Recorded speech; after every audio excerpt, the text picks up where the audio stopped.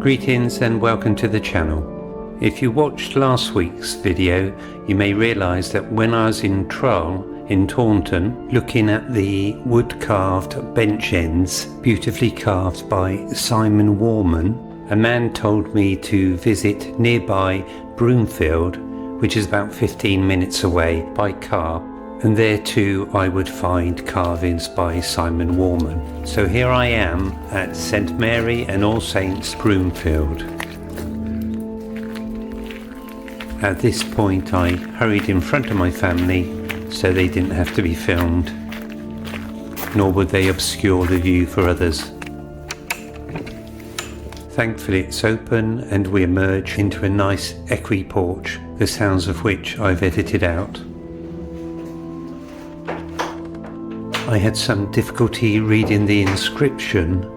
The bits that I could, I did not fully understand its meaning.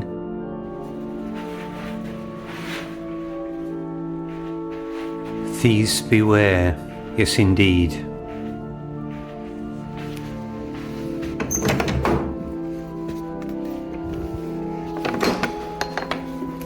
The first thing I noticed upon entering is how much lighter it is here than it was in Trull.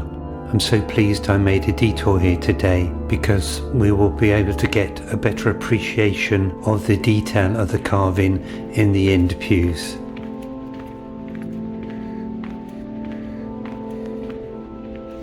At the time when I did this video, I was still learning the terms and areas of the church.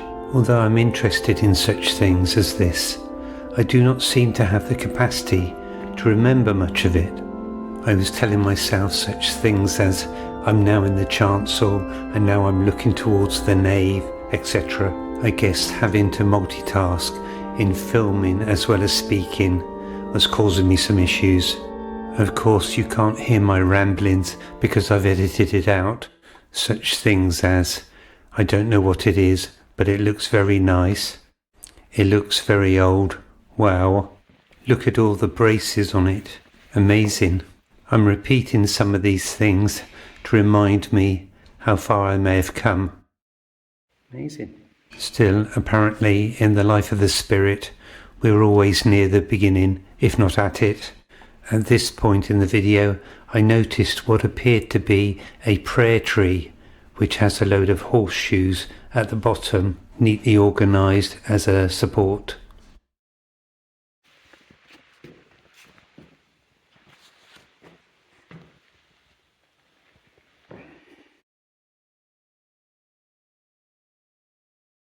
I paused for a while to observe the ye old electric heater before turning to remark on what appears to be a Victorian pulpit, or maybe Edwardian.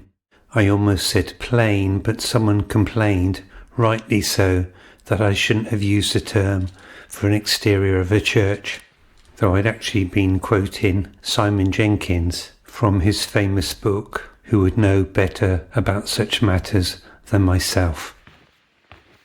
Here's an edit I kept in of me speaking. God spake these. Looks like God also spake these. You might glean from that why I'm doing the voiceover.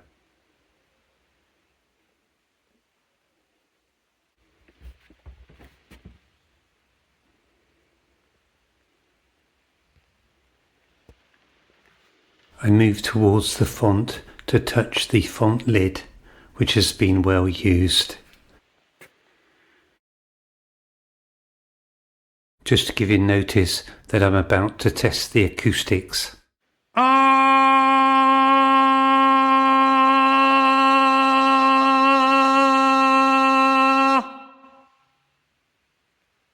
This is something I used to do quite a bit in the earlier videos because my intention initially had been to sing at all these churches, but it hasn't quite panned out like that.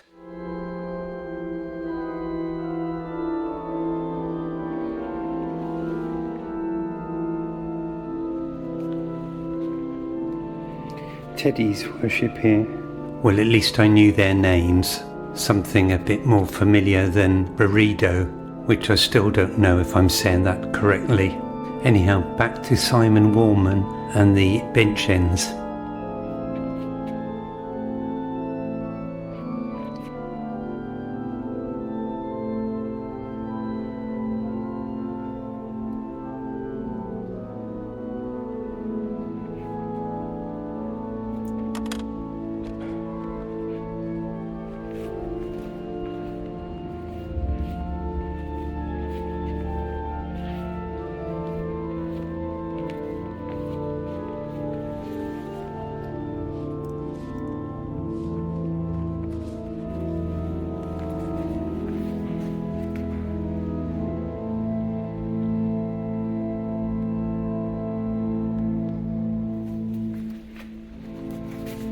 Well worn over time.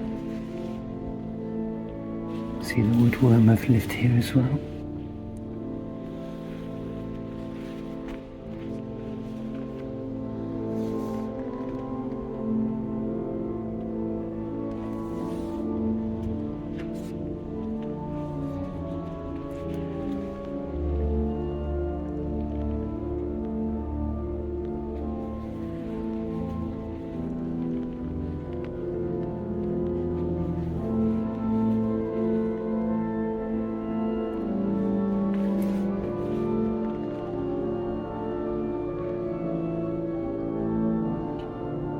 Made by Robert Allen, organ builder, Bristol.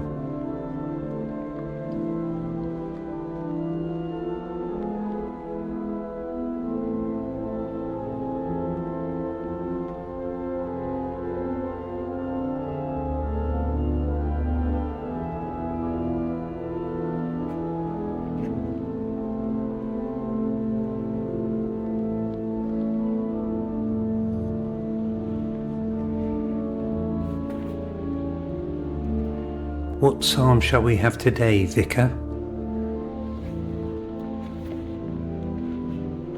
Oh look, a rare Australian grave. Oh no, I'm the wrong way around. That's better.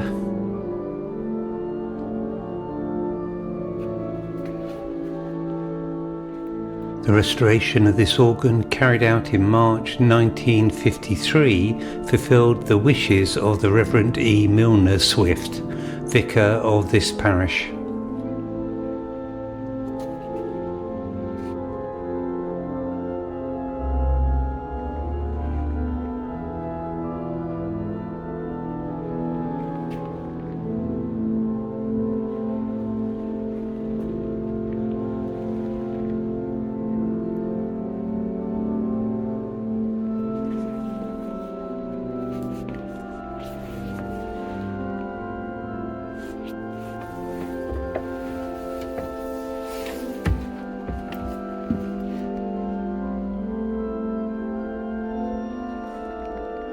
The view from the pulpit.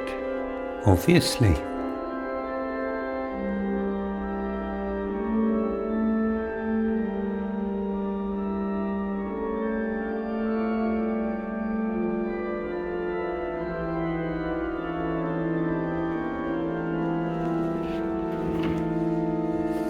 I just noticed that there are angels carved on the south side, just above the doorway on the roof line.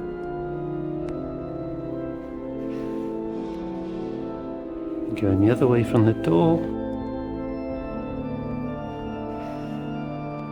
And these are the angels on the north side.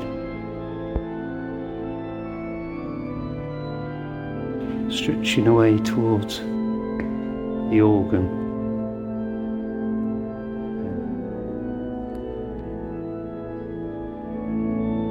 My wife's just found £1 on the floor of the church and she's about to put it in the donation box. Thank you.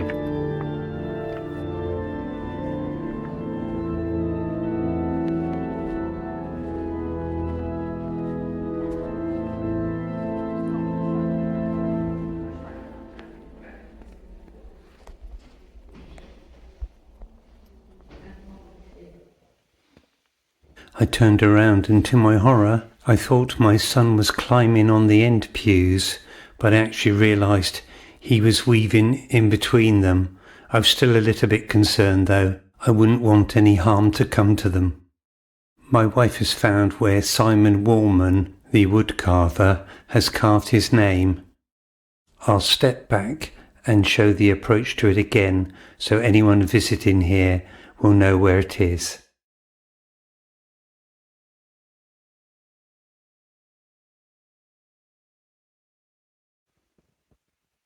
Well, I can't hang about here much longer.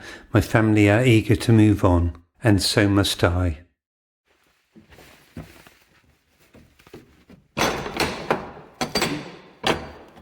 Get out.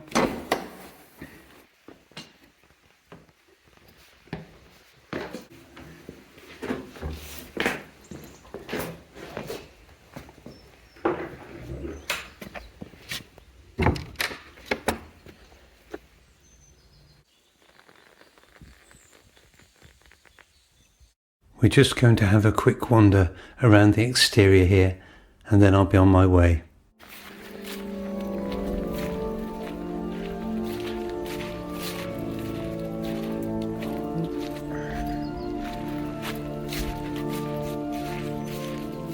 It's very difficult to know quite where people are buried in here. Imagine over time people are buried on top of one another. I always feel like apologising for where I'm walking, really. Not that I can do them any more harm, I suppose.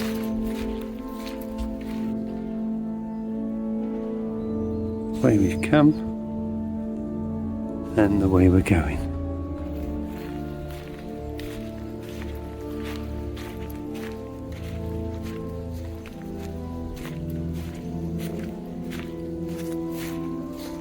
This is probably my favourite view of the church.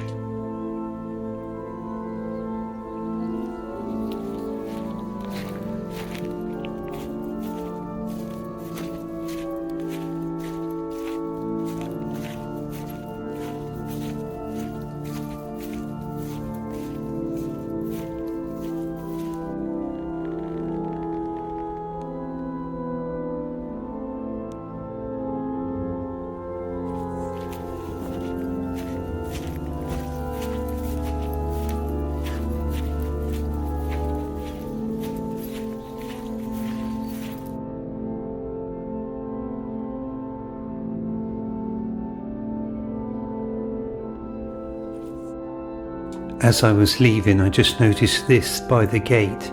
It looks quite old, and also there's something else on the other side which doesn't look quite as old. Thank you again for joining me on this journey, and I'll see you in the next one. Bye for now.